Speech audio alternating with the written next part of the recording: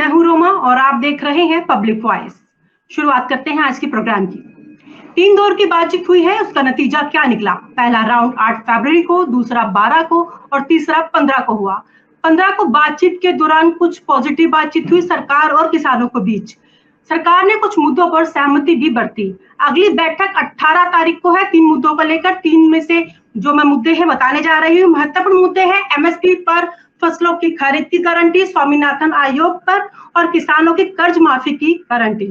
इन मुद्दों की अगर डिमांड पूरी हो जाती है तो किसान वापसी अपने घर की ओर रुख करेंगे। इस पर और अधिक बातचीत करने के लिए आज हमारे साथ मौजूद है महेश चौधरी जी। चौधरी जी, आपका स्वागत है प्रोग्राम में। नमस्कार जी। शुक्रिया रोमा जी। महेश जी, मेरा पहला सवाल आपसे ये है कि अभी तक के पूरे प्रोसेस को किसान संगठन देख रहे हैं। सरकार ने भी क्लियर कर दिया है कि डिटेल से सभी मुद्दों पर वार्तालाप की जाएगी और उसका रिजल्ट भी निकाला जाएगा। सभी मांगों का हल भी निकलेगा परमानेंट। आप क्या कहते हैं इन मुद्दों को लेकर? देखिए, 3 दौर की वार्ता में जो है, पहले 2 दौर की वार्ता पर तो किसान संगठन अपनी तरफ से किसी तरीके की कोई संतुष्टि थी नहीं। तीसरे दौर की वार्ता में उन्होंने 2-3 मसलों पर सरकार ने समय मांगा कि हमें विद इन गवर्नमेंट इन पे डिस्कस करना है और उसके बाद में हम आपके पास वापस वो करेंगे।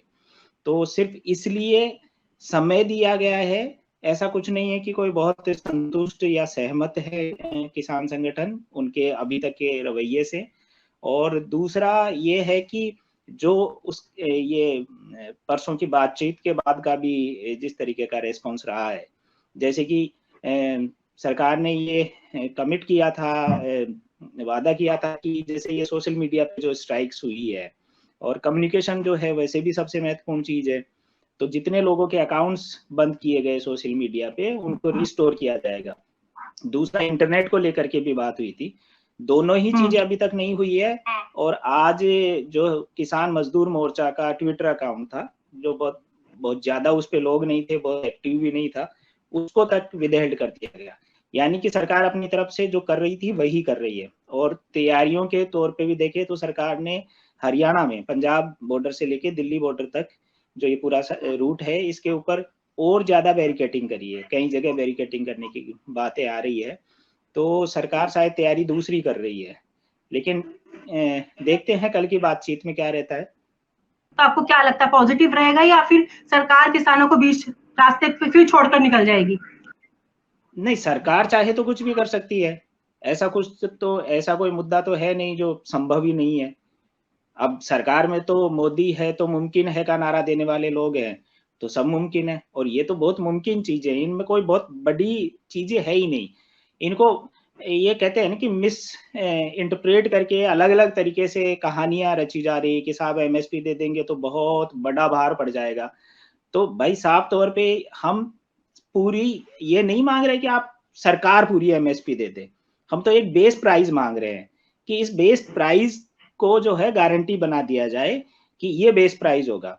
आप जब एमआरपी तय कर रहे हैं तो हम मैक्सिमम रिटेल प्राइस नहीं मांग रहे, हम मिनिमम रिटेल प्राइस मांग रहे हैं। तो उसमें सीधे तौर पे सरकार पे कोई बोझ पड़ जाएगा तो कोई बात ही नहीं है।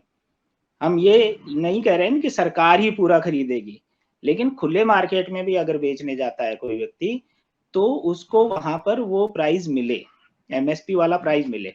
एक बात। दूसरी बात ये है कि ये कह रहे हैं कि साहब इससे 10 लाख करोड़ का सालाना खर्चा बढ़ेगा सरकार के ऊपर। तो एक रिपोर्ट आई है, मैं उस प्लेटफॉर्म का नाम तो मुझे याद नहीं आ रहा, लेकिन वो रिपोर्ट जो इंटरप्रेट करती है और जो बहुत लॉजिकल सी बात है कि मान लीजिए सरकार ने खरीदा एमएसपी के ऊपर और उसको स्टोर किया। अब वो सरकार कहाँ काम में ले रही है? पब्लिक डिस्ट्रीब्यूशन सिस्टम में काम में ले रही है, पीडीएस, जिसका एक नया रूप हमने देखा कि 80 करोड़ लोगों को मुफ्त राशन बांटा गया। तो ये जो 80 करोड़ लोगों को मुफ्त राशन गया और जिसकी वाहवाही लूटी जा रही है, वही आपने एमएसपी दिया ना। वही तो एमएसपी से मिला था। यानी आप एक तरफ तो किसानों को कह रहे हैं कि देखो हम आपको एमएसपी दे रहे हैं, दूसरी तरफ आप 80 करोड़ लोगों को कह रहे हैं कि देखो हम आपको फ्री में राशन दे रहे हैं। तो आप दे किसको रहे हैं? दे तो एक ही जगह रहे हैं, पहली बात। तो आप असल में दे रहे हैं फूड सिक्योरिटी, जो राइट टू फूड जो मामला है, जो सुप्रीम कोर्ट के वर्डिक्ट्स है, उसकी वजह से आप दे रहे हैं। तो आप किसानों से जो ले रहे हैं ना, वो फूड सिक्योरिटी के लिए ले रहे हैं, पीडीएस सिस्टम के लिए ले रहे हैं, उनको दे रहे हैं। तो आप सब्सिडी किसानों को नहीं दे रहे हैं। मार्केट में आप अगर कंपेरेटिवली कोई भी मान लीजिए कोई किसी चीज का 25 रुपए किलो भाव है ना मार्केट में, तो ज्यादातर तो यही चीज है कि 23 रुपए किलो ही सब्सिडी मिल रही है, ये एमएसपी मिल रही है एक तरीके से। तो अगर आपके पास ज्यादा स्टोर है जो आपने पब्लिक डिस्ट्रीब्यूशन सिस्टम के लिए लिया, उससे ज्यादा अगर आपके पास है, आप खुली मार्केट में बेचिए, आपको वहां भी तो प्राइस मिलेगा ना। तो आपने किसान को कुछ नहीं दिया, तो वो स्टडी ये कहती है कि सिर्फ 21,000 करोड़ का वजन सरकार के ऊपर पड़ेगा, सरकारी पूरा खरीद लेती है तब की बात है ये तो। जबकि यहाँ तो खरीद की गारंटी थोड़े मांग रहे हैं, बेस प्राइस की गारंटी मांग रहे हैं। खरीद की गारंटी तो अचानक से नहीं हो सकती, एपीएमसी तो आपने बहुत जगह खत्म ही कर रखा है। तो ऐसा तो है नहीं कि आप खरीद की गारंटी करेंगे, इतना बड़ा इंफ्रास्ट्रक्चर है कि आप खरीद लेंगे हर जगह से। तो ये बात है। दूसरी बात ये भी कही जा रही कि साहब गोदामों में सड़ रहा है, तो गोदामों में कहाँ सड़ रहा है? खुला मार्केट आप बेचिए, एक्सपोर्ट कर दीजिए अगर आपके पास एक्स्ट्रा है तो। किसने रोका है? किसानों ने तो नहीं रोका, और सरकार तो व्यापार को बड़ा तरीके से समझती है। यही बात है। तो ये एजेंडा प्रोपेगेंडा है घुमा करके। कोई भी ऐसी डिमांड नहीं है जो संभव नहीं है, सारी डिमांड्स बहुत फिजिबल है और सरकार चाहे तो कर सकती है। लेकिन अभी जैसे इलेक्शन भी आने वाले कुछ समय रह गया है और ये हाँ किसान आंदोलन स्टार्ट हो गया, तो कहीं ना कहीं चीजें आपस में मेल जोल कर रही हैं, तो इस पर क्या सरकार को एक्शन तो लेना ही पड़ेगा ना कोई। मैं यही कह रहा हूँ कि इनमें से कोई भी ऐसा मुद्दा नहीं है जिसपे सरकार करने में संभव ना हो या उसके लिए संभव ना हो चीजें। सारी चीजें पॉसिबल है, अगर सरकार चाहे तो कर सकती है। अब डिसीजन सरकार को लेना है, क्या पता कल की बातचीत में सरकार सारी चीजों को मान ही ले। और देखिए यहाँ पर जो किसान है वो कोई जिद लेकर के नहीं आया कि नहीं हमें तो दिल्ली जाना है, दिल्ली मजबूरी में जा रहे हैं ना। तो है तो किसान क्यों आगे बढ़ेंगे? तो ये सरकार के ऊपर है, रास्ते सरकार ने रोके हैं, आम जन को परेशानी सरकार की वजह से हो रही है। अब आप ये कहें कि लोकतंत्र में साहब आप प्रदर्शन मांग ये करे ही नहीं, और मांग करने के लिए सड़क पर बाद में उतरा जाता है ना। पहले सारी प्रक्रियाएं हुई है, बार बार सरकार से मांग की गई है, ज्ञापन दिए गए हैं, सारी बातें हुई है, और सरकार का ही तो वादा था।